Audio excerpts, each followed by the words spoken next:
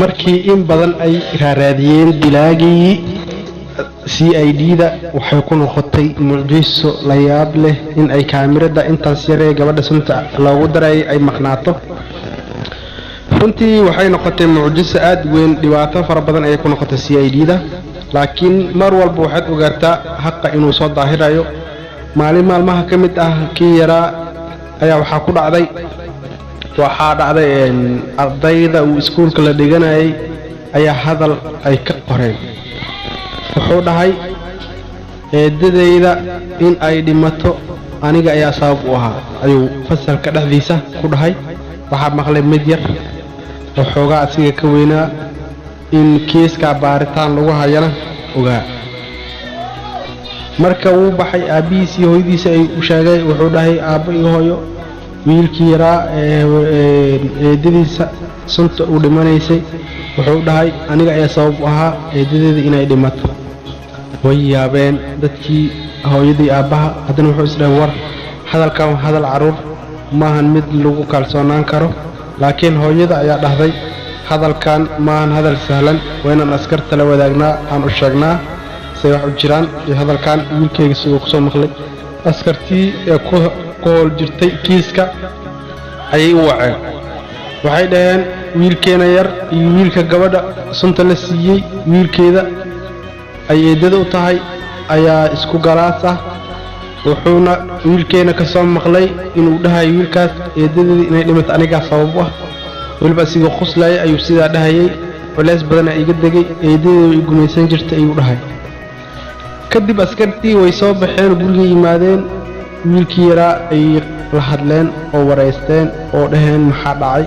eedadaada maxaa qaabkeed sabab ugu tahay inay dhimato maxaa jira ugu dambeyn horta haqa waxaad ogaataa ama ha soo daaho ama degdeg ha ku yimaado laakiin waa kii yimaado wuxuu dhahay aniga dhalla ayaan oo wax ku jiraan ayaan wadada ka soo helay bisad ama bisad ayaa meesha aan aniga seexanayay walaalkayga iga yar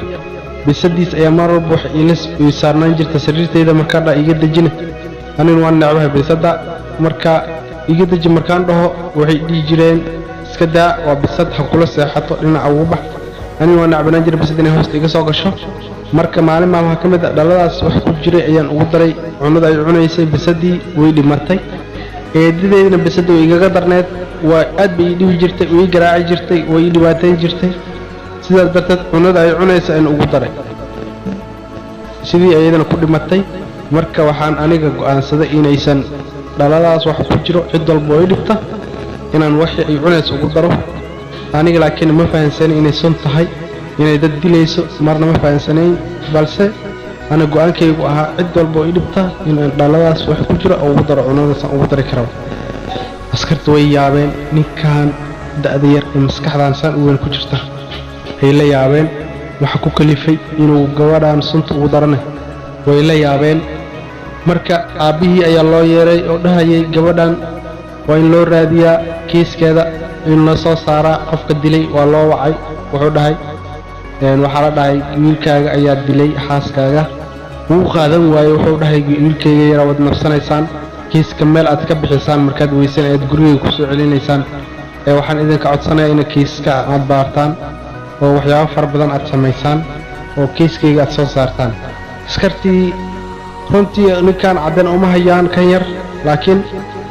sida ay tahay arrintu waxay noqotay arrin mucjiso ah oo iska dawareeg noqotay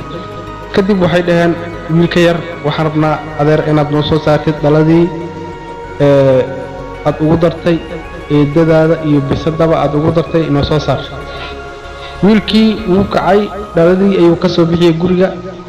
waana uu gacantu ka saaray suntii markii baaritaan lagu sameeyeyna waxay noqotay suntii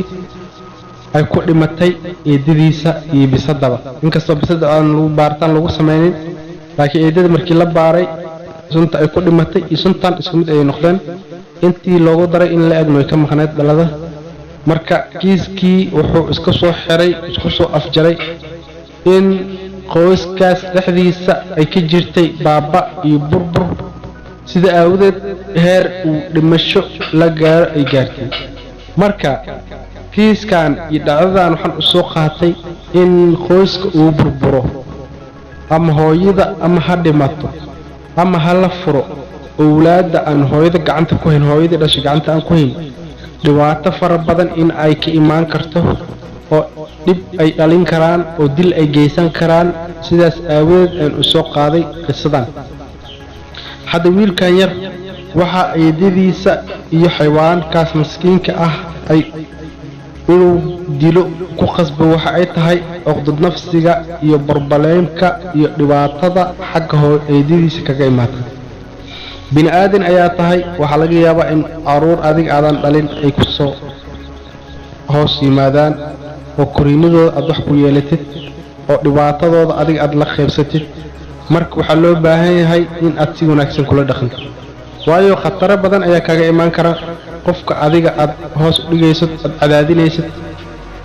dhibaatooyin far badan inay kaga imaadaan ayaa laga yaabaa marka mar walba ku dadaal qofka bini'aadamka wanaagiisa inaad ka shaqaysid si adigana aad u badbaadid asigana uu uqdad nafsi u qaadin marka ku dadaal mar waliba qofka adiga kugu hoos nool inaad wanaagiisa ka shaqaysid si adiga wanaagaaga adigana aad caafimaadkaaga iyo wanaagaaga aad ugu taxdiirtid nafsadaada aadan dhibaato u geysanin nafsadiisana dhibaato u geysanin qoys burburkan waxaan leeyahay labada qofe isqaba haddii amar uu kala qariyo oo geeri timaado waa gar laakiin intii nafta dad ku jirto waxaan leeyahay in si wanaagsan loo wada dhaqmo la isku sabro waayo labada qofee wada nool waxaa mar walba sabra qofka dulqaadka badan qoys walba dhisanna wuxuu ku dhisan yahay qof labada qof ma wada dabeecad fiicna laakiin qof ayaa dabeecadiisa gurigaas ku dhisan yahay والسلام عليكم ورحمة الله وبركاته